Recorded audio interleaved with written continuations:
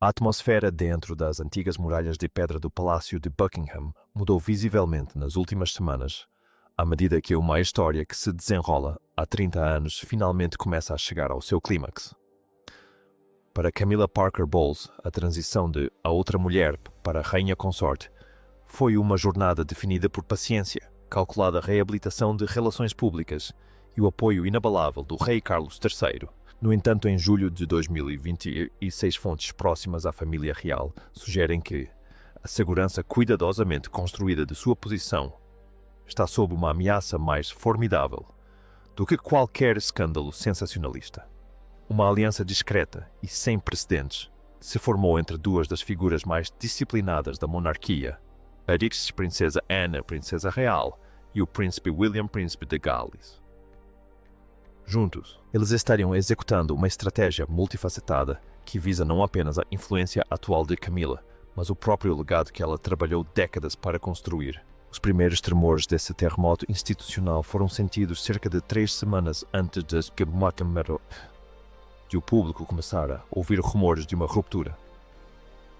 Tudo começou com um telefonema que se desviou de todos os protocolos reais padrão. Um assessor sênior do palácio, agindo em nome da princesa Anne, contatou um advogado de alto escalão. A conversa não era sobre assessoria de imprensa ou relações governamentais. Era especificamente sobre Camilla. Fontes descrevem a ligação como curta, precisa e assustadoramente profissional, o tipo de conversa que se tem quando uma decisão já foi tomada e a pessoa está simplesmente confirmando se o caminho legal e processual está livre. Essa foi a jogada inicial, em um movimento maior, para redefinir o papel de Camilla na história da família. A princesa Anne tem sido um pilar central da Casa de Windsor por mais de 70 anos. Ela guarda as memórias mais difíceis da família, tendo testemunhado de perto as consequências catastróficas das décadas de 1980 e 1990. Ela presenciou os casos extraconjugais, as separações públicas, as infames entrevistas na televisão e a morte de Diana, princesa de Gales. Por 3 décadas, Anne manteve uma distância profissional e gélida, priorizando a estabilidade da instituição em detrimento de suas convicções pessoais. Mas a pergunta que muitos fazem agora é por que 2026?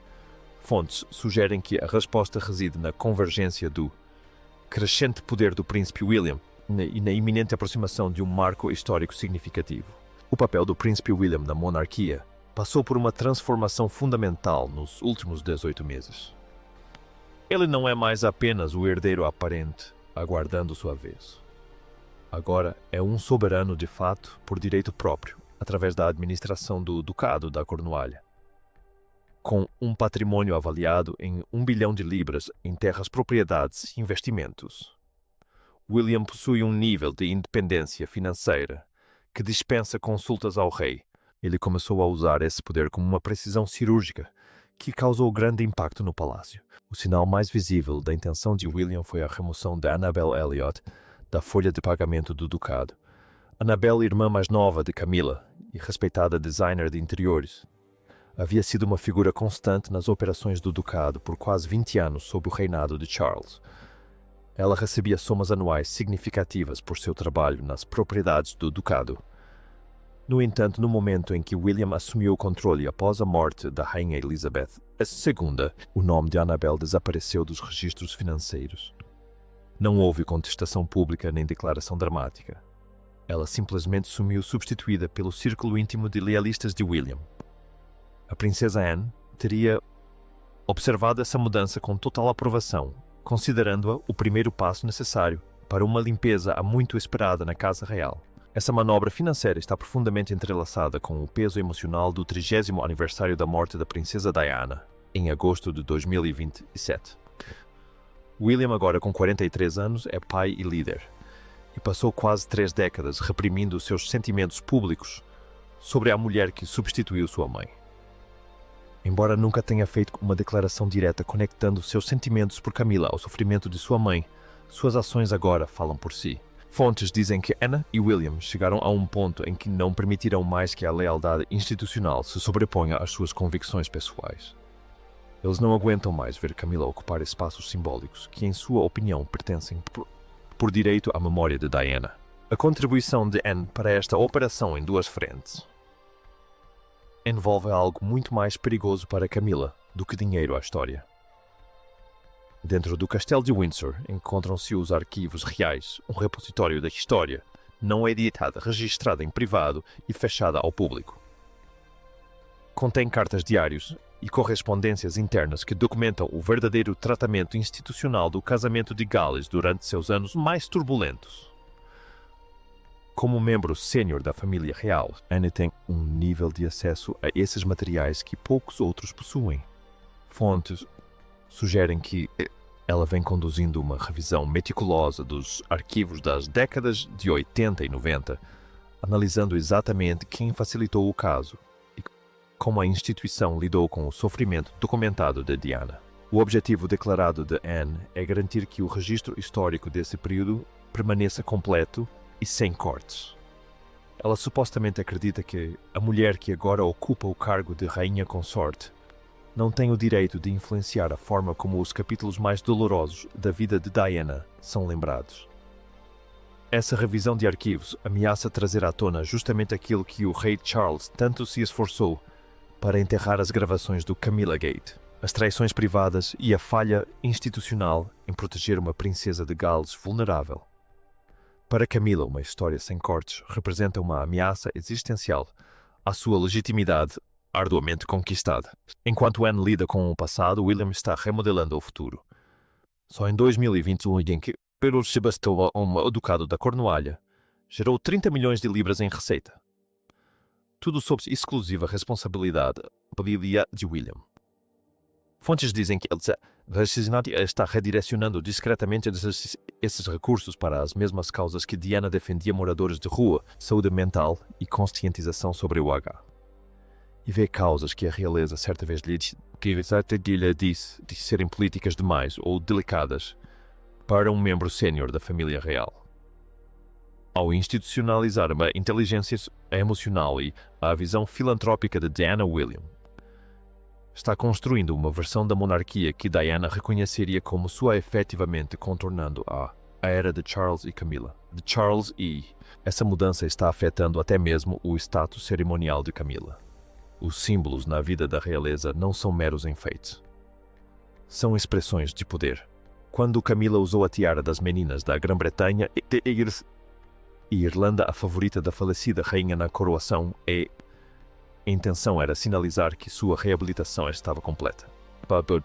No entanto, Anne e William teriam interpretado isso como o início de um ciclo. Eles sabem que, um dia, essa tiara estará na cabeça de Catherine, a princesa de Gales. Estão trabalhando para garantir que, quando esse dia chegar, a transferência do poder simbólico seja tão total que o reinado de Camilla seja visto pela história como uma breve nota de rodapé de transição. Camilla também enfrenta um estreitamento de seus círculos sociais e profissionais dentro do palácio. Patrocínios de alto nível específicos que estavam sendo planejados para ela teriam sido redirecionados por meio de discretas realocações administrativas. Além disso, a decisão de Charles, em 2025, de conceder a William e Catherine a autoridade para emitir alvarás reais, um privilégio geralmente reservado ao monarca, é um sinal claro de que o peso simbólico da coroa está sendo reposicionado em direção à próxima geração. Até mesmo o registro visual do reinado atual está sendo moldado pelas prioridades de William e Anne, com fotografias oficiais e exposições históricas, começando a minimizar a proeminência de Camilla em favor de uma narrativa mais centrada em William e Catherine. Em um nível pessoal, as ações de Camilla sugerem que ela está começando a sentir o cerco se fechando. A venda de Ray Mill House, seu refúgio particular em Wiltshire e santuário pessoal, desde antes de seu casamento com Charles, foi uma decisão significativa. Pessoas de sua posição não vendem seu refúgio, a menos que sua visão de futuro tenha mudado fundamentalmente. Atualmente, ela desfruta de toda a infraestrutura de uma rainha consorte reinante, transitando pelo palácio de Buckingham, Sandringham e Balmoral por direito. No entanto, ela está bem ciente da aritmética da herança. Quando Charles morrer, essas propriedades passarão para William.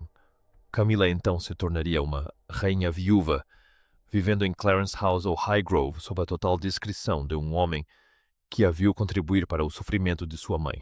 A situação se complica ainda mais pela contínua responsabilidade de Sarah Ferguson. O nome de Ferguson nos arquivos de Epstein criou um impasse entre Camilla e William. A recusa de Camilla em encerrar uma amizade de longa data com Fergie é vista por William como uma falha de julgamento que comprova sua inadequação para representar a instituição moderna. Esse impasse estaria custando influência a Camilla a cada semana que passa, já que William o usa para justificar sua exclusão, ainda maior, dos principais processos de tomada de decisão. No centro dessa tempestade está o rei Carlos III, cuja posição é descrita como profundamente dolorosa, aos 76 anos, e lutando contra um câncer desde o início de 2024. Sua capacidade de lidar com os complexos conflitos internos da família diminuiu. Fontes descrevem uma ligação telefônica de 40 minutos entre Carlos e Ana Bolena em fevereiro de 2024 como uma das mais difíceis de suas vidas. Segundo relatos, Carlos se viu incapaz de argumentar contra a revisão de arquivos feita por Ana Bolena ou contra as decisões financeiras de Guilherme com qualquer convicção real. Ele é o homem que conduziu o caso extraconjugal que causou a devastação. Ele não pode simplesmente dizer ao filho para ignorar a dor que ele mesmo causou. Fontes sugerem que Charles expressou uma compreensão silenciosa e dolorosa das manobras contra sua esposa. Ele sabe que proteger Camilla exigiria que ele se opusesse publicamente ao seu herdeiro e à sua irmã em defesa de uma história que continua impopular entre milhões. O custo político e pessoal é algo que ele simplesmente não pode arcar. Consequentemente, Camilla assiste enquanto sua imagem é metodicamente destruída em uma centena de momentos silenciosos e inegáveis. O que está acontecendo não é um simples ato de vingança. Vingança seria uma humilhação pública ou uma drástica cassação de títulos. O que William e Anne estão construindo é algo muito mais paciente e permanente, um legado. Eles estão institucionalizando os valores pelos quais Diana foi punida. A franqueza emocional, a conexão humana e a responsabilidade pública que Diana defendia estão sendo incorporadas à própria estrutura da monarquia que William um dia liderará. Camilla venceu a batalha pelo coração de Charles e pelo título de rainha, mas supostamente está perdendo a guerra pela alma da instituição. Não se pode superar um filho que passou 28 anos decidindo como honrar a memória de sua mãe. Diana nunca viveu para ver a monarquia que tentou mudar, mas seu filho e sua cunhada agora estão garantindo que sua influência se torne a base do futuro. Para Camilla, a constatação de que seu reinado está sendo reescrito pelo fantasma da mulher que ela substituiu é sua realidade mais sombria em décadas. A guerra acabou e o legado venceu. As implicações mais amplas dessa mudança estendem-se à própria definição da monarquia britânica no século XXI. Ao priorizar a abordagem de Diana à realeza definida pela empatia e visibilidade, William e Anne estão na prática declarando que o jeito antigo de fazer as coisas caracterizado pelo sigilo e pelos protocolos rígidos nos quais Camilla e Charles se baseavam está morto. A mudança financeira do Ducado da Cornualha é o motor dessa transformação. Ao financiar iniciativas que abordam diretamente os problemas sociais, William torna a monarquia útil de uma forma que transcende a pompa cerimonial. Essa é a vindicação definitiva para Diana, que muitas vezes foi considerada emocional demais para os negócios frios e pragmáticos da realeza. Nos corredores do poder, o projeto de reabilitação de Camilla está sendo discretamente arquivado. Embora ela ainda desempenhe suas funções com o profissionalismo esperado de uma rainha consorte, o afeto da geração mais jovem é inexistente. A timna armadura diplomática, que William outrora ostentava os sorrisos educados e os apertos de mão públicos, foi substituída por uma relação estritamente formal e administrativa. Fontes afirmam que Camilla considera essa frieza mais difícil de suportar do que a hostilidade pública da década de 1990, porque ela é respaldada por todo o peso silencioso da instituição. Ela está sendo tratada como uma alta funcionária que eventualmente se aposentará em vez de uma matriarca amada da família. O papel da princesa Anne nesta transição é de suma importância. Como a integrante mais dedicada da família real, e aquela com a maior aprovação pública por sua postura pragmática, seu apoio à direção tomada por William confere-lhe uma autoridade moral que Charles não pode contestar. Anne sempre foi a porta-estandarte da marca Windsor. Sua decisão de abrir os arquivos e apoiar a redistribuição de poder em favor dos Gales demonstra a crença de que a sobrevivência da coroa depende de uma ruptura definitiva com os escândalos da era de seu irmão. Ela é a ponte entre a era da falecida rainha e o futuro de William e já decidiu claramente de que lado da história quer estar. Com a aproximação de 2027, espera-se que os preparativos para o 30º aniversário da morte de Diana representem o ponto de virada final.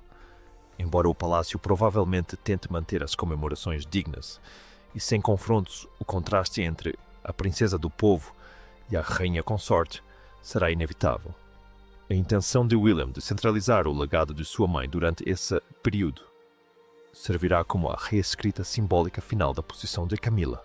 Os arquivos que Anne está revisando provavelmente fornecerão o contexto para uma nova avaliação mais honesta daquela época, uma que não se esquiva das falhas institucionais que levaram ao isolamento de Diana. Os filhos de Camilla, Tom e Laura também estão sentindo o impacto. O acesso deles a eventos reais e residências privadas, que havia se expandido significativamente durante os primeiros anos do reinado de Charles, agora está sendo restringido. A filosofia de William é que a era Parker Bowles da monarquia é uma sobreposição temporária, não é uma integração permanente. Ao limitar a proximidade deles com a coroa, ele está reforçando a fronteira entre a verdadeira família real e a mulher que se juntou a ela mais tarde na vida. Isso é motivo de grande angústia pessoal para Camila, que sempre buscou proteger e elevar sua própria família. A saúde do rei continua sendo a incógnita neste drama em desenvolvimento. Caso o seu estado de saúde piore, a transição de poder para William se acelerará, deixando Camila ainda mais vulnerável. Sem Charles como seu principal defensor, ela não tem ninguém nos altos escalões da família para defender seus interesses. Os anos como rainha viúva, que ela um dia imaginou repletos de respeito e influência contínua, agora se assemelham a um período de aposentadoria tranquila e forçada no interior de Wiltshire. A venda da Ray Mill House sugere que ela já começou a aceitar um futuro mais modesto e isolado. Em última análise, a história de Camilla, Anne e William é uma tragédia de oportunidade e consequências. Camilla passou a vida esperando por uma coroa que agora descobre ser de vidro. Anne dedicou sua vida a servir uma instituição que agora tenta salvar de sua própria história. E William passou a vida se preparando para se tornar um rei que finalmente pudesse honrar a memória da mãe que perdeu. Os 17.000 caracteres desta história em desenvolvimento representam o desfecho do capítulo do século XX da família Windsor. É a história de como uma instituição acaba se corrigindo muitas vezes às custas daqueles que pensavam ter dominado seus segredos. Com o passar do verão de 2026, a operação em duas frentes não dá sinais de arrefecimento. As finanças do Ducado estão sendo cada vez mais alinhadas com a visão dos Gales, e a revisão dos arquivos continua a revelar documentos que redefinem o passado. O rei permanece uma figura estoica, porém, em declínio dividido entre o amor por sua esposa e o dever para com seu herdeiro. Camila continua a desfilar nos tapetes vermelhos e a comparecer aos jantares de Estado, mas as sombras atrás dela estão se alongando. O fantasma de Diana não é mais uma lembrança assombrosa. Ela é o modelo para o futuro do trono britânico. O legado de uma rainha não reside nas tiaras que usa, mas sim na confiança que deixa para trás. Para Camila, essa confiança sempre foi frágil, construída sobre as areias movediças da opinião pública e a vontade pessoal de um rei. Para Diana, a confiança residia nos corações das pessoas que ela tocou e nos filhos que criou. No fim, a Casa de Windsor decidiu qual legado precisa preservar. Os discretos movimentos do príncipe William e da princesa Anne são o veredito final.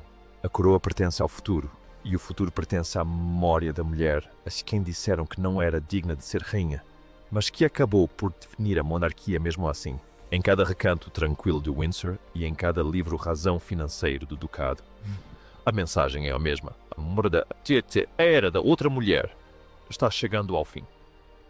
A institucionalização do espírito de Diana é a jogada final e irrefutável é um jogo de xadrez de 3 décadas. Camila pode sentar-se ao lado do rei, mas os filhos de Diana e os valores de Diana são os que realmente governam o palácio agora. É uma transformação lenta, metódica e permanente. Uma transformação que garante que, quando a história deste reinado for escrita, será a história de um legado restaurado, não de um escândalo redimido.